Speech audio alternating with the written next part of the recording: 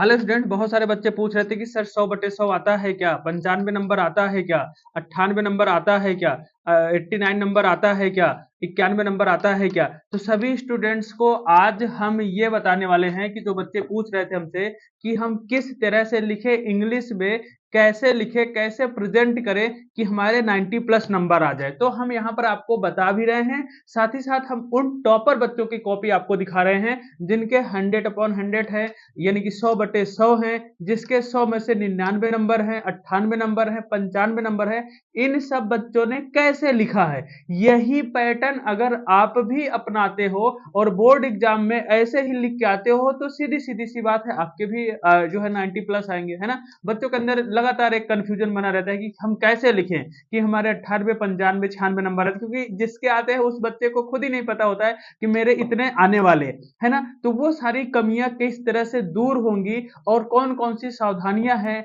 वो सारी चीजें मैं यहाँ पर आपको बताऊंगा। सबसे पहले मैं यहाँ पर आपको दिखाऊंगा 98 नंबर, 95 नंबर, 100 नंबर, तीन कॉपियां मैं यहाँ पर आपको दिखाऊंगा। सबसे पहले मैं आपको दिखाऊंगा 98 नंबर की, 95 नंबर की, फिर मैं दिखाऊंगा 98 नंबर की, फिर मैं दिखाऊंगा 100/100 किस तरह से आए। आइए हम एक एक कॉपी आपको दिखा रहे हैं। सबसे पहले आप यहाँ पर देख पा रहे होंगे, ये है 95 मार्क्स, जिस बच्चे के कितने नंबर है, 95 नंबर है ना। अब देखो इस बच्चे ने कैसे लिखा। पहला क्वेश्चन कंप्रहेंशन का है, किस तरह से किया, पहले हिंट्स लिखा, question answer, question answer, question answer, question answer. Answer भी लिखने का पैटर्न क्या है मेरे भाई, अपने तरफ से क्या लगाया, according the writer of above passage. अब ये देखो, ये अपनी तरफ से लगाया बच्चे ने, इन द ओपिनियन, अपनी तरफ से लगाया है बच्चे ने।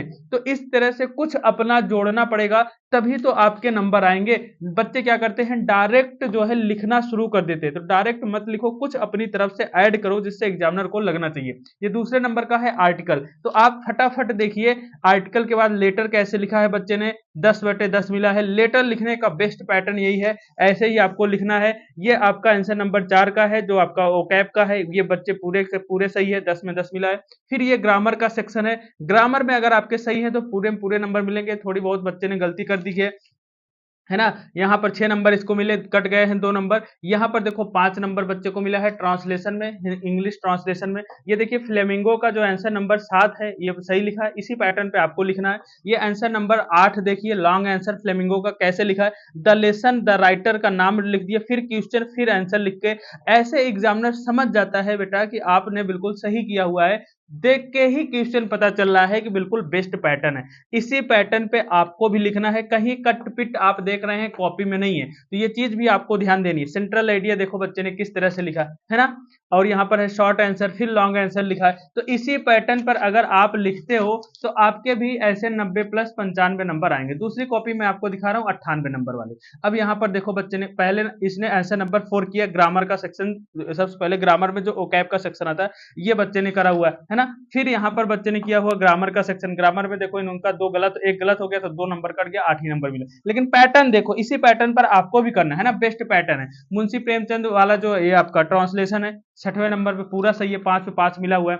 ऑनलाइन क्लासेस पे बच्चे ने आर्टिकल लिखा है, तो देखो आर्टिकल में हेडिंग नहीं पड़ती है, लेकिन सबसे ऊपर आपको सारी हेडिंगें डाल देना है, फिर आपको एक कोटेशन डालना है, फिर लिखना स्टार्ट करना है। क्या बेस्ट पैटर्न है भाई, इस तरह से आपको भी लिखना है ना।